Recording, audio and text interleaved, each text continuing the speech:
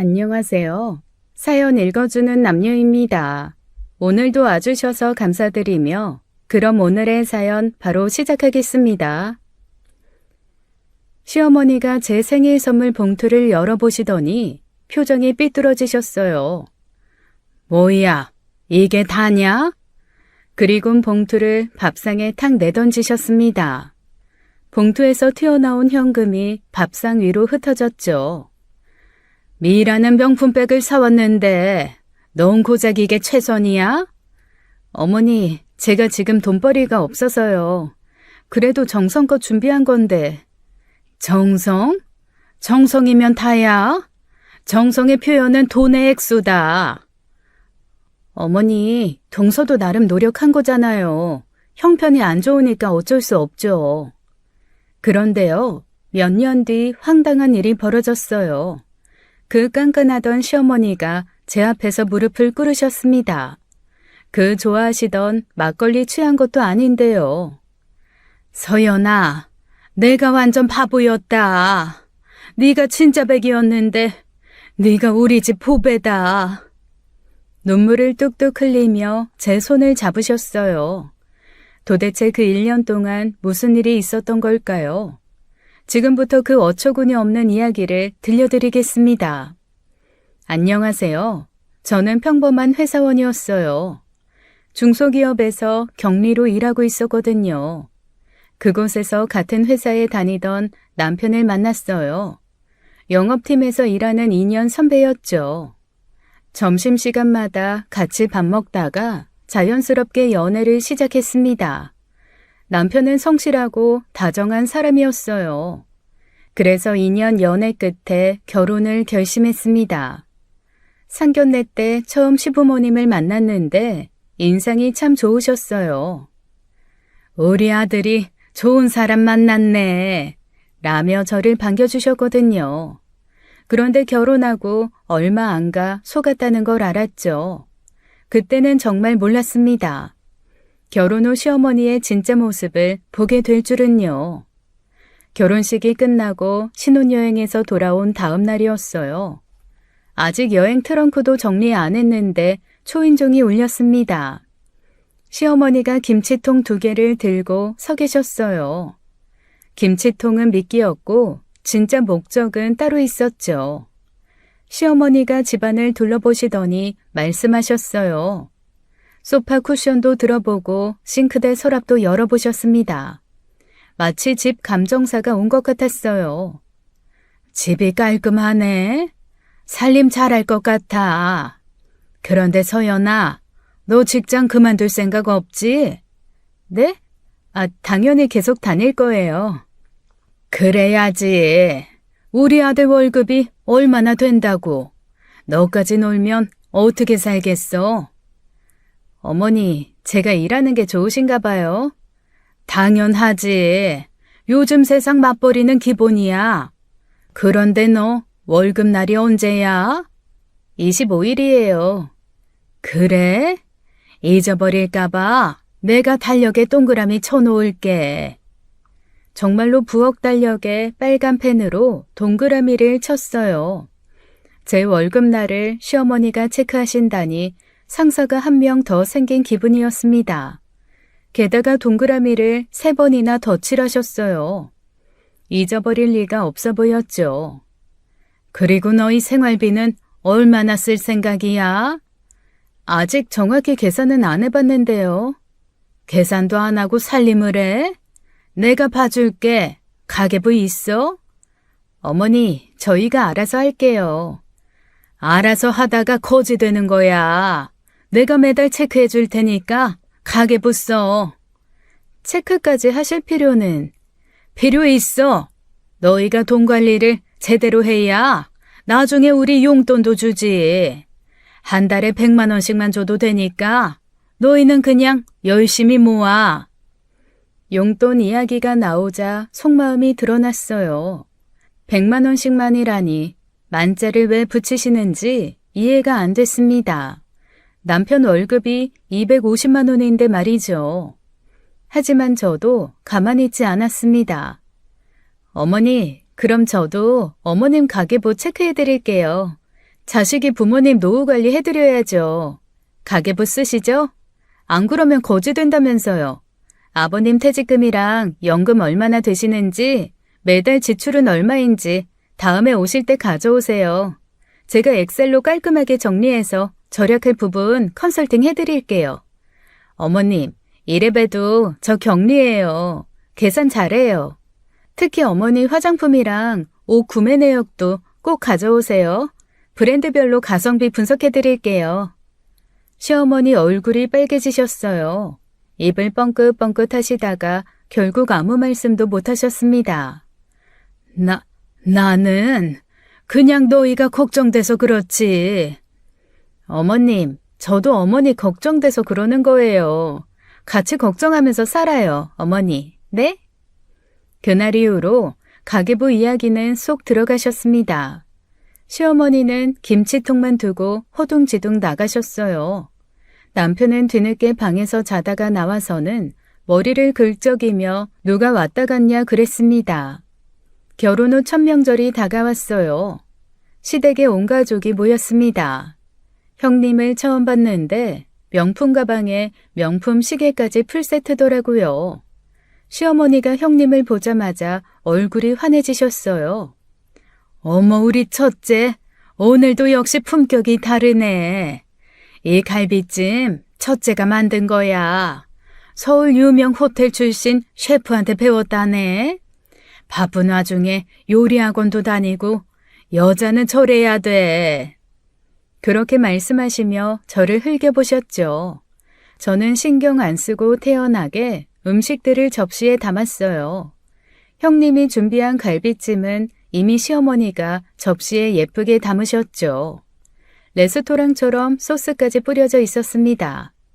제가 정성스럽게 만든 잡채와 동그랑땡, 삼색전은 시어머니가 한눈 팔기도 전에 구석으로 밀려났죠.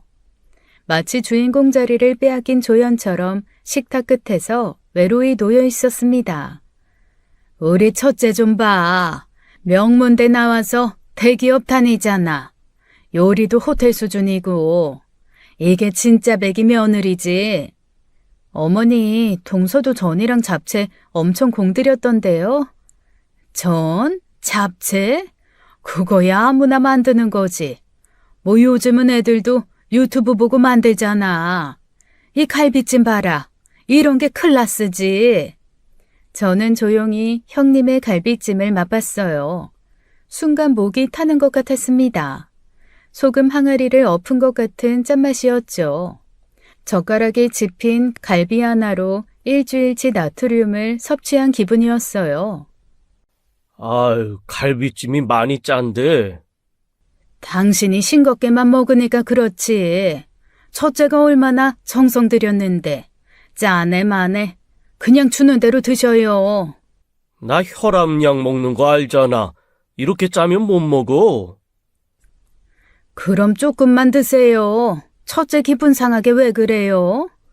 저는 아무 말 없이 제 잡채를 먹었어요. 그런데 시아버지가 제 음식들을 드시더니 연신 젓가락질을 하셨습니다. 둘째 잡채는 맛있네. 아, 이 동그랑땡도 아주 맛있고 내가 먹어본 것 중에 제일이다. 감사해요, 아버님. 아버님 혈압 생각해서 싱겁게 했어요. 싱거운 게 뭐가 좋아? 그런 맛이 없잖아. 어머니, 아버님 약 드시잖아요. 그래도 명절엔 다른 가족들도 있는데 맛있게 만들어 먹어야지. 영감 입만 맞추면 다른 가족들은 뭐 맛없지. 으이그. 그래도 갈비는 너무 짜네. 당신 양념을 너무 많이 넣는 거 아니야? 세 병을 다 넣더니. 세 병? 시판 소스 넣은 거냐? 그렇게 시어머니가 자랑하던 형님표 갈비찜은 시판 양념 소스로 만든 갈비찜이었죠. 순간 분위기가 불리하게 돌아가는 걸 형님이 재빠르게 캐치했습니다. 형님이 화제를 돌리며 자랑스럽게 말했어요. 어머님, 아버님, 제가 준비한 한우 선물 보셨어요? 1+++ 등급이에요. 한 세트에 50만 원이 넘는데 그것도 물량이 없어서 간신히 사왔어요. 어머님, 아버님 생각해서요. 아이고, 역시 우리 첫째 마음 씀씀이가 다르구나. 둘째는 뭐가 좋았니? 제가 준비한 사과 박스를 보시더니 실망스러운 표정을 지으셨어요. 사과? 이게 전부야? 동네 마트에서도 살 수 있는데 첫째는 50만 원짜리 한우인데 너는 사과만 가지고 왔니? 어머니, 이거 청송 꿀사과예요. 당도가 15브릭스가 넘는 최상품이에요. 브릭스고 뭐고 사과는 사과지. 한우하고 비교가 되나? 맞아요. 비교는 안 되죠. 이해해 주세요. 다음에는 더 좋은 거 들고 올게요. 그리고 이거. 저는 따로 준비한 돈 봉투도 시아버님과 시어머니에게 따로따로 드렸어요. 아이고, 뭘 이런 걸. 어머, 용돈이니? 네, 어머님. 그리고 이 사과는 아버님도 드실 수 있어요. 아버님, 한우는 콜레스테롤 때문에 못 드시잖아요. 맞아. 의사가 적색육 먹지 말라더라. 사과가 식이섬유도 풍부하고 혈압 관리에도 좋대요. 시어머니 표정이 굳어졌어요. 시아버지가 감동받은 표정으로 제 손을 잡으셨습니다. 둘째가 날 이렇게 생각해주네. 이 사과 정말 달고 맛있다. 저도 어머님 건강 생각했는데. 형님 갈비찜도 정말 맛있어요. 어머니는 짠 거 좋아하시니까 딱이죠. 어머니 많이 드세요. 아버님은 건강상 못 드시니까 어머니라도 맛있게 드셔야죠. 시어머니는 갈비를 먹다가 물을 벌컥벌컥 마셨어요. 정말 짰나 봅니다. 시어머니는 말문이 막히셨어요. 형님도 얼굴이 빨개져서 아무 말도 못했습니다. 그날 저녁 시아버지가 제게 귓속말을 하셨어요. 잘했어. 앞으로도 이렇게 해. 명절이 끝나고 한 달쯤 지났어요. 시어머니가 집에 오셨습니다. 이번엔 형님과 함께였어요. 형님은 새로 산 명품 원피스를 입고 있었는데 패션쇼장에서 나온 것 같았습니다. 시어머니가 형님을 위아래로 훑어보시더니 감탄하셨어요. 우리 첫째는 뭘 입어도 모델 같네. 피부도 하얗고 몸매도 날씬하고. 어머니 그만하세요. 동서도 예뻐요. 둘째? 둘째는 좀 그렇잖아. 피부도 까무잡잡하고 살도 많이 쪘고. 저는 거울을 슬쩍 봤어요. 까무잡잡하다기보다는 건강한 구릿빛이었고 통통하기보다는 볼륨감 있는 편이었죠. 첫째처럼 관리 좀 해봐라. 피부과도 다니고 필라테스도 하고. 어머니, 돈도 없고 시간도 없어서요. 시간이 없다니. 시간 없다는 거 다 핑계다. 예뻐지는 건 시간 문제가 아니야. 그때 남편이 거실로 나왔어요. 엄마, 내 아내 외모 가지고 지적하지 마세요. 저는 지금 모습이 제일 좋아요. 너는 눈이 삐었니? 엄마, 아빠가 왜 엄마랑 결혼했는지 아세요? 아빠가 그러시는데 엄마가 통통하고 복스러워서래요. 다 사람마다 매력의 포인트가 있는 거야. 시어머니 표정이 묘해졌어요. 시아버지가 신문을 보시다가 고개를 들었습니다. 맞아. 아이, 그때 정말 예뻤지. 지금 둘째랑 똑같았어. 그때랑 지금이 다르지. 세월에 따라 미의 기준이 다른 법이야. 그래? 그래도 지금은 너무 말라서 걱정이네. 형님이 불편해하며 끼어들었어요. 요즘은 마른 게 트렌드예요. 맞아요. 근데 저도 트렌드보다는 건강을 택했어요. 의사 선생님이 그러시는데 제 BMI가 가장 이상적이래요. BMI? 그게 뭔데? 체질량 지수예요. 건강의 척도죠. 형님이 스마트폰을 꺼내 BMI를 계산하더니 표정이 굳었어요. 저체중이 나왔나 봅니다. 그래도 하얀 피부가 고급스러운데. 어머니, 제가 회사에서 해외 바이어들 만나는데요. 다들 제 피부톤이 엄청 건강해 보인다고 부러워해요. 특히 유럽 사람들은 이런 피부를 갖고 싶어서 선탠하러 다닌대요. 그건 외국이니까. 그쵸? 그래서 제가 글로벌 스탠다드인가 봐요. 헤헤.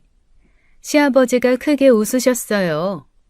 둘째 말이 맞아. 건강한 게 제일 예쁜 거야. 첫째야, 너무 다이어트 하지 마라.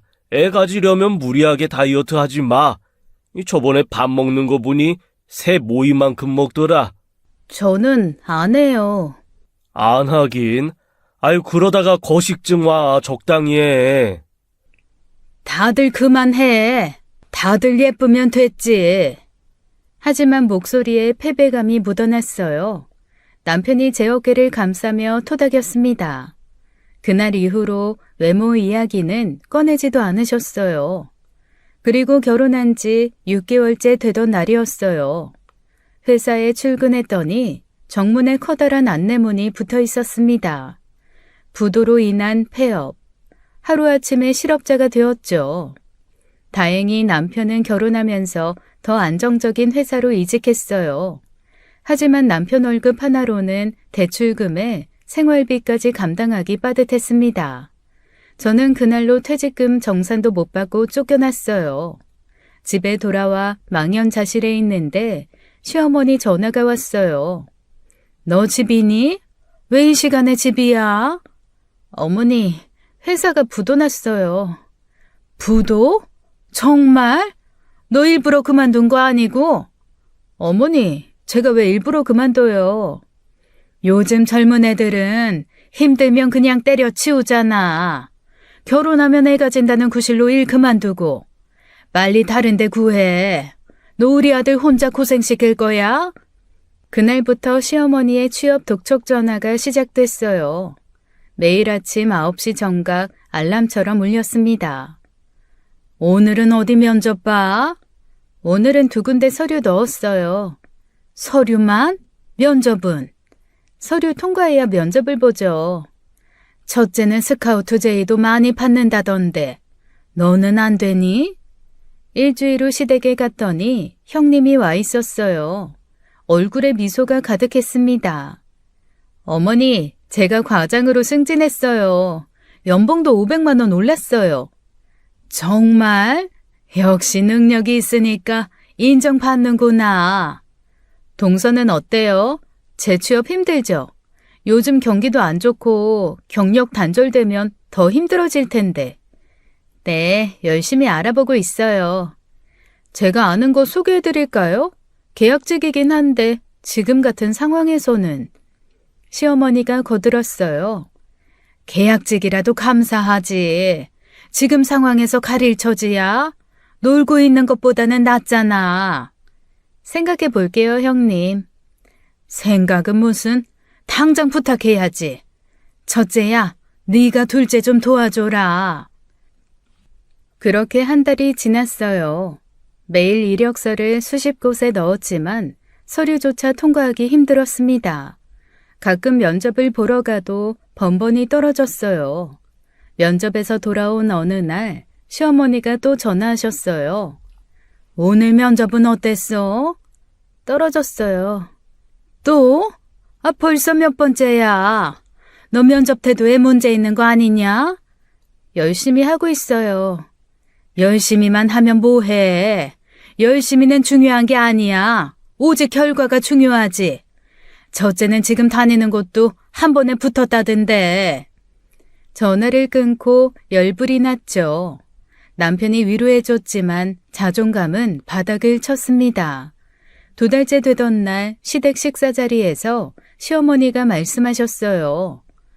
둘째야, 이제 그만 포기하고 알바라도 해라. 마트 캐셔라도 하면 돈은 벌잖아. 아유, 여보.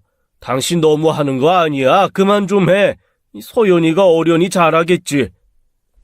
현실을 봐야지. 첫째는 승승장구하는데 둘째는 아휴, 내가 말을 말아야지. 고정하세요, 어머니. 동서도 노력하고 있잖아요. 노력? 요즘 젊은 사람들 노력 안 하는 사람 어딨니? 다 잘하는 사람 못하는 사람 이 두 종류만 있는 거다. 저는 아무 말도 할 수 없었어요. 정말 제가 능력이 없는 건가 싶었습니다. 남편이 제 손을 꼭 잡아줬지만 마음은 무너져 내렸죠. 그날 밤 저는 다시 한번 각오를 다졌습니다. 포기하지 않고 끝까지 도전하기로요. 실직 3개월째 되던 날 친정어머니 전화가 왔어요. 평소와 달리 숨소리가 거칠었습니다. 서연아, 엄마가 좀 계단에서 굴렀는데. 어? 엄마, 어디요? 지금 어디세요? 119 타고 가는 중이야. 허리가 부러진 것 같아. 전화를 끊자마자 병원으로 뛰어갔어요. 응급실 침대에 누워 계신 어머니는 얼굴이 하얗게 질려 있었습니다. 의사가 엑스레이를 들고 왔어요. 표정이 심상치 않았습니다. 척추 압박 골절입니다. L3, L4 두 군데나 골절됐어요. 당장 수술 안 하면 하반신 마비 올 수 있어요. 마비요? 그럼 빨리 수술해주세요. 네, 내일 긴급 수술 들어가겠습니다. 보호자분은 원무과에서 입원 수속하시면 됩니다. 원무과로 가서 직원에게 물어봤어요. 수술비가 얼마나 될까요? 척추 수술은 800만 원 정도고요. 입원비 검사비 포함하면 1,000만 원은 예상하셔야 돼요. 1,000만 원. 그 세 글자가 망치처럼 머리를 때렸어요. 잠시 후 응급실로 돌아와서 어머니께 조심스럽게 말씀드렸어요. 엄마, 실비보험 있으시죠? 있지. 다시 원무과로 가서 물어봤어요. 실비는 되는데요. 이 수술은 비급여 항목이 많아서 본인 부담금이 커요. 실비 적용해도 600만 원은 내셔야 돼요. 600만 원이요? 네, 나사못이랑 특수 의료기기가 다 비급여라서요. 가슴이 무너져 내렸어요. 다급하게 남편에게 전화했더니 금방 병원에 나타났습니다. 남편이 저를 병원 휴게실로 데리고 갔어요. 600만 원이면 내가 신용대출 받을게. 금리는 좀 높아도 지금은 어쩔 수 없지. 미안해, 정말. 왜 그런 소리를 해? 미안하긴. 장모님이잖아. 나한테 어머님이야. 가족이라고. 걱정 마. 내가 지금 폰뱅킹으로 신청할게. 남편은 스마트폰으로 대출을 신청했어요. 10분 만에 600만 원이 승인됐습니다. 수술은 다행히 성공했어요. 하지만 2달은 꼼짝없이 입원해야 했습니다. 수술 다음 날 시어머니가 병원에 들이닥쳤어요. 손에는 바나나 한 송이를 들고요. 사돈이 다치셨다며? 계단에서 구르셨다고. 미끄러지셨대요. 조심을 안 하니까 그렇지. 그래서 병원비는? 저희가 해결했어요. 그러니까 어떡해. 남편이 대출받아서. 헐, 너 우리 아들 빚쟁이 만들었니? 아이고 세상에. 이래서 돈 없는 집이랑 사돈 맺으면. 그때 병실 문이 열렸어요. 어머니가 검사 마치고 휠체어에 타고 들어오셨습니다. 아이고 사돈, 많이 아프셨어요? 제가 늦게 알아서. 아니에요. 괜찮아요. 와주셔서 감사해요. 그럼 저는 이만 가볼게요. 빨리 나으세요. 시어머니가 황급히 병실을 나가셨어요. 어머니는 아무 말 없이 눈을 감으셨습니다. 나중에 어머니가 조용히 말씀하셨어요. 서연아, 네 시어머니가 뭐라고 하시던? 아니에요. 그냥 안부 여쭤보시고 가셨어요. 다 들었어. 돈 없는 집이라고. 엄마, 미안해. 엄마가 집만 됐구나. 서연아, 너무 미안해. 최서방한테도 정말 미안해서. 엄마 왜 그래? 그냥 빨리 나으시기만 하세요. 내가 퇴원하면 일해서 그 돈 꼭 갚을게. 저는 어머니 손을 꼭 잡았어요. 이렇게 아프신 중에도 저를 걱정하시는 어머니. 눈물이 났습니다. 시어머니 말은 가시처럼 가슴에 박혀 있었죠. 시어머니 생신이 다가오고 있었습니다. 저는 구직 상태라 주머니 사정이 너무 어려웠어요. 그쯤 남편도 일이 크게 없어 인센티브를 받지 못해 가정 상황이 말도 못할 상황이었죠. 그래도 며느리가 빈손으로 갈 수는 없었어요. 비상금을 긁어 모아 겨우 30만 원을 마련했습니다. 깨끗한 흰 봉투에 정성스럽게 넣었어요. 이게 제가 할 수 있는 최선이었죠. 생신 당일 온 가족이 시댁에 모였습니다. 형님이 커다란 백화점 쇼핑백을 들고 왔어요. 시어머니 앞에서 선물을 꺼내는 순간 모두가 탄성을 질렀습니다. 어머니, 이번에 나온 신상 가방이에요. 어머니 생각해서 샀는데 마음에 드셨으면 좋겠어요. 아이고, 이게 뭐니? 백화점에서 보고 갖고 싶었던 건데. 우리 큰며느리가 정말 센스가 있구나. 어머니가 좋아하시니 저도 기뻐요. 들어보세요. 가볍죠? 정말 가볍네. 디자인도 고급스럽고. 여보, 이것 좀 봐요. 우리 큰며느리가 이렇게 비싼 걸 사왔어요. 시어머니는 가방을 이리저리 들어보며 자랑을 멈추지 않았습니다. 형님은 겸손한 미소를 지으며 칭찬을 받았어요. 저는 제 봉투를 만지작거리며 차례를 기다렸죠. 드디어 제 차례가 왔습니다. 떨리는 손으로 봉투를 내밀었어요. 시어머니는 봉투를 받더니 바로 열어보기 시작했습니다. 돈을 한 장 한 장 세기 시작하더니 갑자기 얼굴이 굳어졌어요. 온 가족이 조용해졌습니다. 불길한 침묵이 식탁을 감쌌죠. 이게 다니? 겨우 30만 원? 요즘은 애들 용돈도 이렇게 안 준다. 너는 시어머니 생신이 이 정도밖에 안 되니? 죄송해요, 어머니. 다음 생신 때는. 다음은 다음이고 그게 무슨 핑계야. 시어머니는 봉투를 밥상 위로 휙 내던졌습니다. 그런데 너무 세게 던지셨는지 봉투에서 돈이 다 튀어나왔죠. 돈다발이 된장찌개와 김치 위로 흩어졌어요. 온 가족이 충격에 얼어붙었죠. 시어머니께서도 순간 당황하셨습니다. 시어머니께서도 그렇게까지 하려고 할 생각은 아닌 듯 했어요. 하지만 이미 화를 내셨으니 자존심을 위해 계속 밀어붙이셨죠. 이런 푼돈으로 응? 날 무시하는 거야? 응? 내가 그렇게 만만해 보여? 어머니, 그런 뜻이 아니에요. 죄송해요. 됐어. 이런 돈은 필요 없어. 차라리 안 주는 게 나아. 저는 떨리는 손으로 음식에 떨어진 돈을 주우려 했습니다. 남편이 벌떡 일어나 제 손을 잡았어요. 남편이 대신 돈을 주워 담기 시작했죠. 엄마, 이건 너무하신 거 아니에요? 그래도 우리는 얼마나 어렵게 준비한 건데요. 뭐? 네가 지금 며느리들 앞에서 엄마한테. 당장 그만해. 지금 뭐 하는 짓이야? 당신이 실수한 거잖아. 30이면 어떻고 10이면 어때? 성의가 중요한 거지. 이 성의를 이렇게 짓밟으면 되겠어? 큰 며느리 좀 봐요. 이게 며느리의 차이라고요.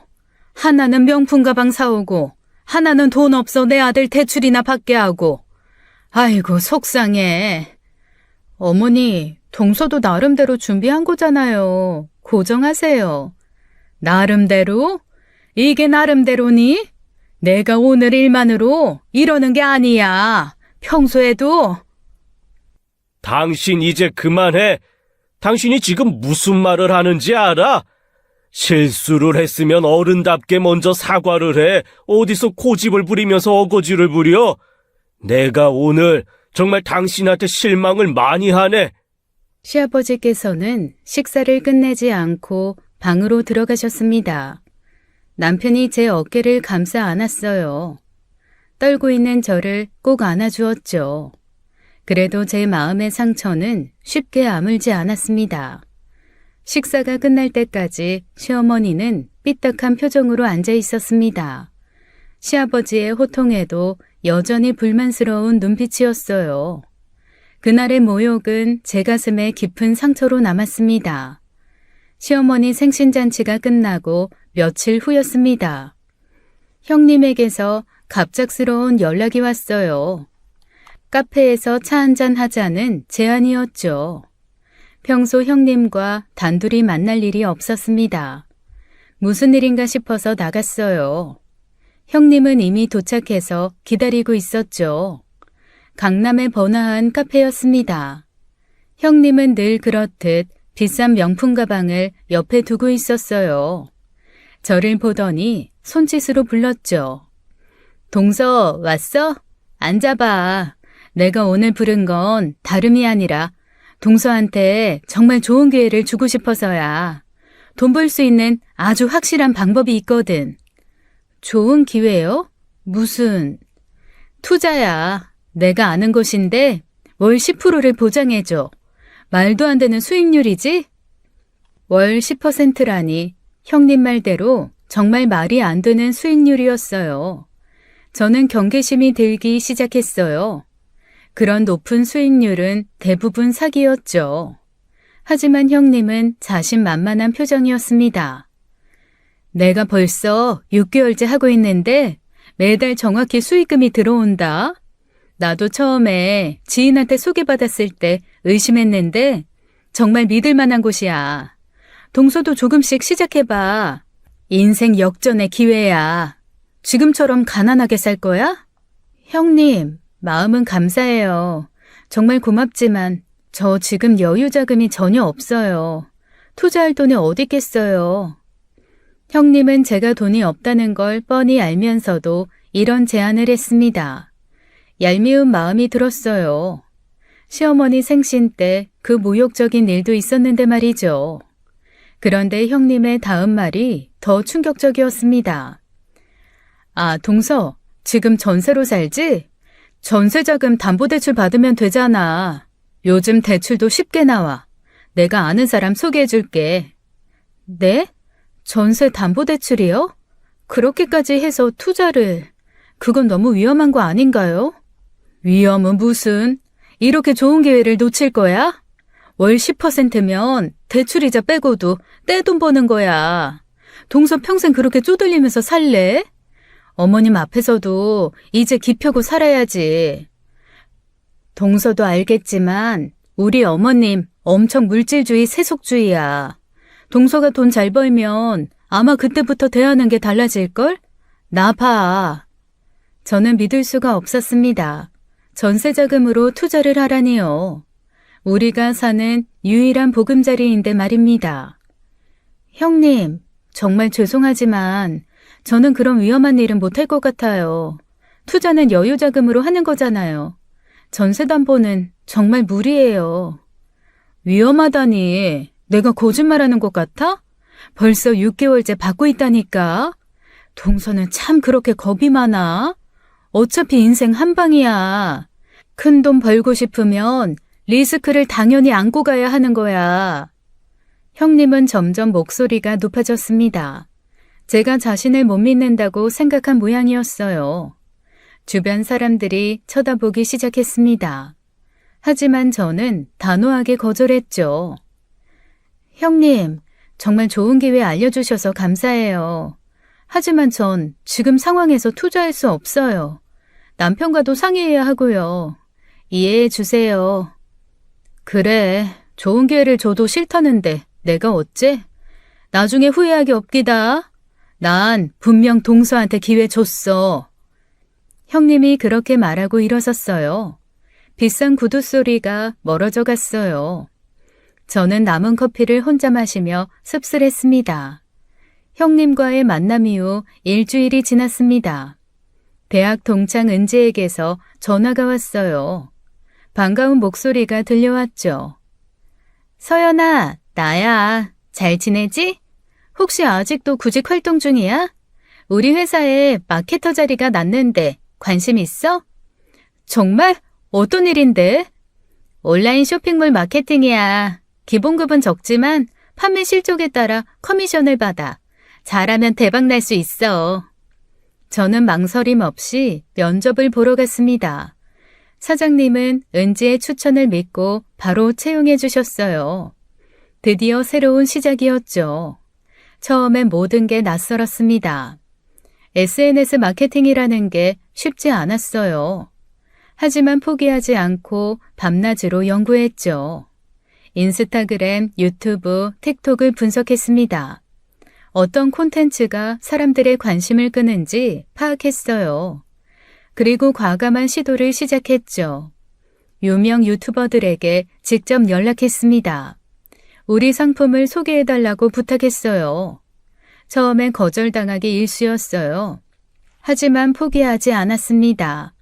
진심을 담은 제안서를 계속 보냈어요. 드디어 한 유튜버가 응답했죠. 그 협업이 대박을 쳤습니다. 하루 만에 주문이 1000건을 넘어섰어요. 사장님도 직원들도 모두 놀라워했죠. 서연아, 너 정말 천재 아니야? 어떻게 이런 생각을 했어? 나도 마케팅 3년 차인데 너만 못해. 아니야, 그냥 운이 좋았을 뿐이야. 운이 아니라 재능이야. 사장님도 너 때문에 완전 신났어. 이번 달 커미션 기대해도 좋을 거야. 입사 한 달 만에 첫 월급을 받았습니다. 기본급의 커미션까지 200만 원이 넘었어요. 2달째는 350만 원, 3달째는 믿기 힘든 일이 일어났죠. 월 커미션이 500만 원을 돌파한 겁니다. 통장에 찍힌 숫자를 보고도 믿기지 않았어요. 떨리는 손으로 남편에게 전화했죠. 여보, 이번 달 월급이 500만 원이 넘어. 뭐? 정말이야? 와, 당신 정말 대단해. 내 아내가 이렇게 능력자였구나. 오늘은 축하하러 오랜만에 외식하자. 남편의 기쁜 목소리에 눈물이 났습니다. 그동안 경제적으로 짐만 됐다고 생각했거든요. 드디어 제 몫을 하게 된 것 같았어요. 하지만 저는 돈을 쓰지 않았습니다. 외식도 소박하게 하고 모든 돈을 저축했어요. 때로는 성실함과 저축만이 답일 때도 있잖아요. 아니, 저는 그것이 언제나 정답이라고 생각하는 사람 중 하나였거든요. 서연 씨, 이번 달도 최고 실적이에요. 서연 씨 덕분에 회사가 사네 살아. 앞으로도 잘 부탁해요. 감사합니다, 사장님. 더 열심히 하겠습니다. 매일 새벽까지 일했습니다. 새로운 마케팅 전략을 구상했어요. 인플루언서들과의 네트워크도 넓혀갔죠. 넉 달째가 되자 월 수입이 600만 원을 넘었습니다. 5달째는 800만 원에 육박했고요. 저축 통장의 잔고가 빠르게 늘어갔죠. 돈이 모여가니 힘든지도 모르겠고 신만 났죠. 그저 열심히 일하고 저축하는 것만 생각했습니다. 토요일이 되어 시부모님께 외식을 대접하기로 했습니다. 형님 부부는 개인 일정이 있다며 불참했어요. 저희 부부만 모시고 고급 한정식 집에 갔죠. 시어머니는 여전히 저를 차갑게 대했습니다. 하지만 시아버지는 따뜻하게 맞아주셨어요. 식사를 마치고 시댁에 들러 차를 마시기로 했죠. 시아버지가 안방으로 들어가셨습니다. 옷을 갈아입으시려는 것 같았어요. 그런데 갑자기 시아버지의 목소리가 들렸죠. 여보, 이게 뭐야? 화장대 서랍에 있는 이 서류가 뭐냐고? 시어머니가 화들짝 놀라며 안방으로 뛰어갔습니다. 저희도 불안한 마음에 따라갔어요. 시아버지가 서류 뭉치를 들고 계셨죠. 아파트 담보대출 계약서? 2억? 이게 도대체 뭐냐고? 시어머니의 얼굴이 순간 하얗게 질렸습니다. 숨겨두었던 서류가 들통난 것이었어요. 거실로 나온 시아버지의 손이 떨리고 있었죠. 그게... 아파트 담보대출 2억? 내가 모르는 사이에 2억을 빌렸다고? 당신 지금 정신이 있는 거야? 거실이 순식간에 얼어붙었습니다. 남편과 저는 서로를 바라보며 당황했어요. 시어머니는 고개를 숙인 채 떨고 있었죠. 시아버지가 서류를 하나하나 확인하기 시작했습니다. 2달 전에 받았네. 그동안 나한테 숨긴 거야? 도대체 이 큰 돈을 어디에 썼어? 첫째가 소개해준 투자가 있어서 뭐? 투자? 시어머니가 고백하기 시작했습니다. 형님이 추천한 투자처가 있었다고요. 월 10% 수익률을 보장한다고 했다는 것이었죠. 형님이 제게 추천한 그것 같아 보였어요. 미라가 먼저 하고 있다고 했어요. 매달 1,000만 원씩 받는다고. 6개월이면 2배로 불려준다고 했단 말이에요. 어머니, 그런 말을 믿으셨어요? 월 10%는 말도 안 되는 수익률이잖아요. 시어머니는 강하게 말씀하셨어요. 처음엔 의심했지만 형님이 너무 확신에 차 있었다고요. 실제로 돈을 벌고 있는 것 같았다고 했죠. 저는 그때 형님이 저에게도 투자를 권했던 일이 떠올랐습니다. 전세담보대출까지 받으라고 했던 그날이요. 그래서 언제부터 수익금을 받기로 했어? 다음 달부터 받기로 했어. 첫째가 3개월 뒤부터 수익이 나온다고. 조금만 기다리면 된다고 했단 말이야. 시아버지가 주저앉으셨습니다. 60년 평생 모은 집을 담보로 했다는 사실이 충격이었어요. 매달 나가는 이자만 해도 엄청난 금액이었죠. 어머니, 그런 투자는 위험해요. 지금이라도 회수하시는 게. 얘가 뭘 모르고 이상한 소리야? 미라 걔가 얼마나 똑똑한데 대기업에서 일하는 애가 이상한 걸 하겠니? 그래도 2억은 이거 잘못되면 감당을 어떻게 하려고? 큰 돈이니까 큰 돈을 버는 거지.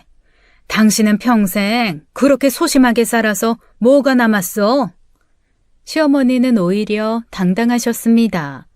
완전히 형님의 말을 믿고 계신 것 같았어요. 저는 불안한 마음이 들었죠. 어머니, 그래도 혹시 모르니까 투자 계약서나 증빙 서류는 받으셨어요? 그런 게 왜 필요해? 가족끼리 믿고 하는 건데. 너는 네 형님을 못 믿는 거니? 시아버지는 망연자실한 표정으로 앉아 계셨어요. 그리고 한 달이 지난 어느 날이었습니다. 시어머니에게서 들뜬 목소리로 전화가 왔어요. 첫째가 약속한 수익금을 들고 왔다는 것이었죠. 온 가족이 급히 시댁에 모였습니다. 형님이 명품 가방에서 봉투를 꺼냈어요. 1,000만 원이 든 두툼한 현금 봉투였죠. 어머니, 첫 달 수익금이에요. 제가 약속 드렸잖아요. 이게 시작일 뿐이에요. 앞으로 더 많이 드릴게요. 아이고, 정말이네. 1,000만 원이야, 여보. 이것 좀 봐. 첫째가 해냈어. 정말 1,000만 원이네. 시어머니는 돈을 세며 환호성을 질렀습니다. 시아버지도 반신반의하던 표정이 풀어졌어요. 현금의 위력은 대단했죠. 봤어? 내가 뭘 했어? 첫째를 믿으라고 했잖아. 이제 누가 뭐라고 해? 그래도 어머니, 원금 회수가 중요해요. 이자만 받지 마시고. 아직 시작도 안 했는데 무슨 원금 타령이야. 이제 겨우 첫 정산이잖아. 시어머니는 완전히 신이 나셨습니다. 당장 온 가족을 데리고 고급 레스토랑으로 향했어요. 1,000만 원을 받은 기념으로 외식을 하자는 것이었죠. 레스토랑에서 시어머니는 계속 자랑을 늘어놓았습니다. 주변 테이블까지 들릴 정도로 목소리가 컸어요. 형님은 겸손한 척하며 앉아 있었죠. 우리 첫째가 얼마나 똑똑한지 대기업 다니면서도 투자까지 해서 돈을 버니 둘째야, 너도 좀 배워. 어머니, 동서도 기회가 있었는데 제가 권했는데 안 한다고 하더라고요. 그러니까 네가 가난하게 사는 거다. 이런 기회를 못 잡으니까. 저는 아무 말도 하지 않았습니다. 뭔가 이상한 느낌이 들었거든요. 식사 중에 형님이 더 충격적인 제안을 했습니다. 더 큰 수익을 원한다면 추가 투자를 하라는 것이었어요. 눈빛이 번들거리며 말했죠. 어머니, 사실 VIP 투자 상품이 있어요. 5억 이상 투자하면 월 15%를 보장해 준대요. 어머니도 자격이 되실 것 같은데 저는 이미 들었죠. 15%? 정말이니? 아이, 잠깐. 그거 너무 위험한 거 아니냐? 그냥 지금 수준으로 그냥 만족해. 이런 컵들은 많아서? 어머니, 저도 아버님 의견에 동의해요. 지금 받으신 것만으로도 충분하지 않을까요? 더 이상의 투자는. 충분하긴 뭐가 충분해? 이런 기회가 또 올 것 같니? 맞아요. 이런 기회는 흔치 않죠. 형님과 시어머니가 서로 주고받으며 분위기를 만들었습니다. 저는 불안한 기분이 점점 커져갔죠. 그날 밤 집으로 돌아오는 길에 남편에게 말했습니다. 이건 분명히 걱정되는 상황이라고요. 하지만 현금을 본 시어머니는 이미 넘어간 상태였죠. 그리고 시어머니 첫 수익금을 받은 후 4개월이 지났습니다. 그동안 추가 수익은 한 푼도 들어오지 않았다고 해요. 시어머니는 한번 크게 들어올 거라 겉으로 자신만만해 하셨지만 걱정을 많이 하셨죠. 그리고 드디어 폭탄이 터졌습니다. 은행에서 경매 경고장이 날아왔습니다. 대출이자가 연체되었다는 것이었어요. 시아버지가 발을 동동 구르며 전화를 걸었죠. 준서가 당장 집에 와. 지금 당장 와서 설명해. 투자금 어떻게 된 거야? 1시간 후 아주버님 부부가 도착했습니다. 아주버님의 얼굴은 눈물로 범벅이었어요. 형님은 고개를 푹 숙이고 있었죠. 아버지, 죄송합니다. 저희가 사기를 당했어요. 투자회사가 먹튀를 했습니다. 뭐? 사기? 그럼 우리 돈은? 모두 날아갔어요. 죄송해요, 아버지. 시어머니가 그 자리에서 쓰러지셨습니다. 2억이 한순간에 사라진 것이었어요. 하지만 더 충격적인 고백이 이어졌죠. 사실 저희도 너희도 저희 집도 담보로 3억 5천 대출 받았어요. 그것도 다 잃었습니다. 거실이 아수라장이 되었습니다. 시어머니는 기절해서 쓰러져 있고 시아버지는 망연자실해 했어요. 두 집 모두 파산 위기에 놓인 것이었죠. 저도 속았어요. 정말 믿을 만한 곳이라고 생각했는데 친구가 소개해줬는데 이렇게 될 줄은. 그 1,000만 원은 어떻게 된 거예요? 사실 그건 정산이 안 들어와서 일단 내가 개인 돈으로 드린 거였어. 어쩜 좋아. 초반에 받은 수익금으로 더 많은 사람을 끌어들이는 것이었습니다. 전형적인 폰지 사기의 수법이었어요. 형님도 결국은 피해자였던 것이죠. 모두가 울며 절망했어요. 이게 무슨... 아버지 어쩌죠? 이러다가 두 집 모두 경매로 넘어가요. 저희도 길거리에 나앉게 됐어요. 아이고. 시어머니가 정신을 차리시더니 울부짖기 시작했습니다. 평생 모은 재산이 하루아침에 날아간 것이었어요. 아주버님도 바닥에 주저앉아 통곡했죠. 정말 죄송해요. 다 제 잘못이에요. 제가 너무 욕심을 부렸어요. 이제 와서 그런 말이 무슨 소용이야? 남편과 저는 서로를 바라보았습니다. 우리가 가진 돈으로는 턱없이 부족했어요. 하지만 가만히 있을 수만은 없었죠. 은행 직원이 말하길 다음 달 15일이 마지막이라고 했습니다. 그때까지 연체금을 갚지 못하면 경매 절차가 시작된다고요. 두 가족 모두 벼랑 끝에 서 있었습니다. 절망적인 울음소리만 가득한 거실이었습니다. 저는 조용히 핸드폰 뱅킹 앱을 열었어요. 통장 잔고를 확인했죠. 남편이 제 어깨를 잡았습니다. 무슨 생각을 하는지 알아챈 것 같았어요. 하지만 저는 이미 마음을 정했죠. 어머님, 아버님, 제가 당장 은행에 다녀올게요. 일단 연체된 이자부터 해결해야죠. 뭐? 네가 무슨 돈이? 그동안 조금씩 모은 거 있어요. 어머님, 지금은 그게 중요한 게 아니잖아요. 은행으로 향하는 발걸음이 빨랐습니다.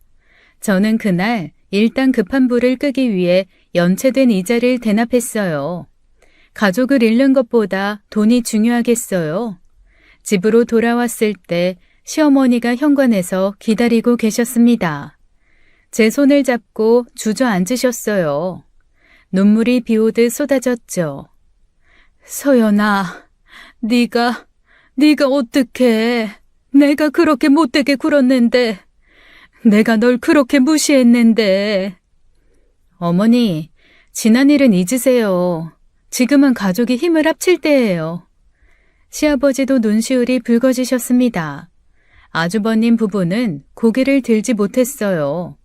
형님이 제 앞에 무릎을 꿇으려고 했죠.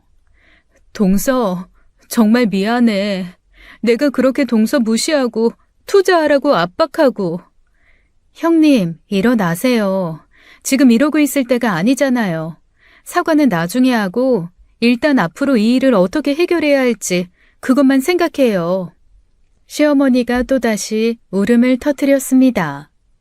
내가 정말 바보였어. 진짜 보물을 옆에 두고도 몰라봤어.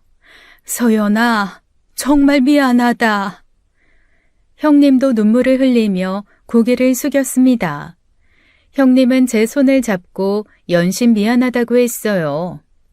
2달 후 결국 시부모님이 아파트를 매물로 내놓으셨습니다.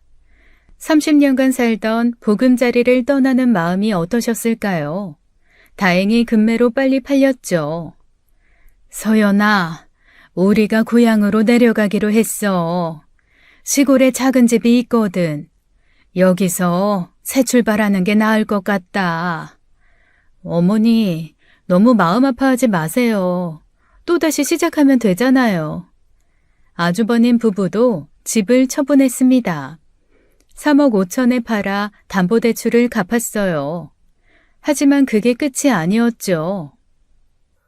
사실 신용대출도 있었어. 나랑 아내가 각각 1억씩 총 2억을 더 빌렸었어. 아니, 뭐? 2억을 더? 그래서 제가 회사를 그만두기로 했어요. 형님이 대기업을 퇴사했습니다. 8년간 다닌 회사였지만 선택의 여지가 없었어요. 퇴직금으로 겨우 일부를 갚을 수 있었죠. 저는 일단 제가 가진 돈으로 형님 부부가 지낼 집을 구해드렸어요. 작은 아파트 전세로 이사하는 날이었습니다. 형님이 박스를 나르다가 갑자기 주저앉았어요. 그리고 제 앞에 무릎을 꿇었죠. 동서, 아니 서연아, 내가 정말 잘못했어. 그동안 널 무시하고 깔보고 이렇게 됐는데도 네가 우리를 도와줘서. 형님, 제발 일어나세요. 이러지 마세요. 형님의 눈에서 눈물이 흘러내렸습니다. 한때 그렇게 도도했던 모습은 온데간데 없었어요. 진심으로 뉘우치는 것 같았죠.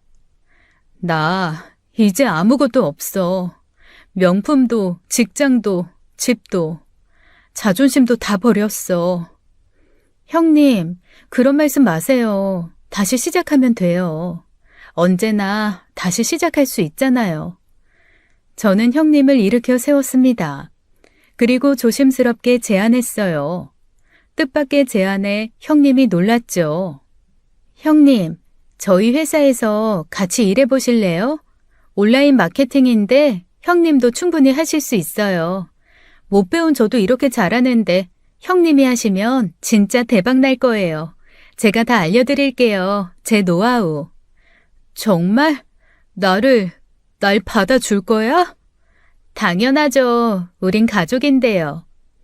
형님이 제 손을 꼭 잡았습니다. 떨리는 목소리로 대답했어요. 새로운 시작을 약속하는 순간이었죠. 열심히 할게. 정말 열심히 할게. 동서가 시키는 대로 다 할게. 이번엔 절대 욕심 안 부릴게. 시부모님이 시골로 떠나는 날이었습니다. 작은 트럭에 짐을 싣고 계셨어요. 시어머니가 저를 꼭 안아주셨죠. 서연아, 우리가 너한테 빚진 게 너무 많아. 시골에서 열심히 농사지어서 갚으마. 몸에 좋은 것들 많이 보낼게. 정말 고맙다, 둘째야. 네 은혜는 죽어도 못 잊어. 모두가 새로운 출발선에 섰습니다. 잃은 것은 많았지만 얻은 것도 있었어요. 진정한 가족의 의미를 깨달은 것이었죠. 형님과 함께 일한 지 6개월이 지났습니다. 처음엔 서툴렀지만 형님은 정말 열심히 배웠어요. 이제는 제가 믿고 맡길 수 있는 동료가 되었죠. 서연아, 이번 상품 판매량이 대박이야. 네가 가르쳐준 대로 했더니 정말 되네. 나도 이제 제법 마케터 같지? 형님, 진짜 대박. 시골에서 택배가 도착했습니다. 시어머니가 보내주신 유기농 채소들이었어요. 매주 빠짐없이 보내주셨죠. 추석이 되어 모두 시골집에 모였습니다. 작은 집이었지만 온기가 가득했어요. 시어머니가 저를 보자마자 달려오셨죠. 우리 서연이 왔구나. 많이 보고 싶었어. 얼굴이 왜 이렇게 말랐니? 트렌드에 맞게 다이어트 중이죠 뭐. 어머님 건강하신 것 같아서 다행이에요. 서연아, 아휴, 내 딸. 네가 우리를 살렸다. 시어머니가 저를 꼭 안고 우셨습니다. 시아버지도 다가와 제 손을 잡으셨어요. 거친 손에서 진심이 느껴졌죠. 우리가 진짜 보물을 몰라봤어. 돈이 보물인 줄 알았는데 사람이 보물이더구나. 3년 후 저는 제 이름을 건 온라인 쇼핑몰을 열었습니다. 형님은 여전히 저와 함께 일하고 있었죠. 시부모님은 여전히 시골에서 농사를 지으셨습니다.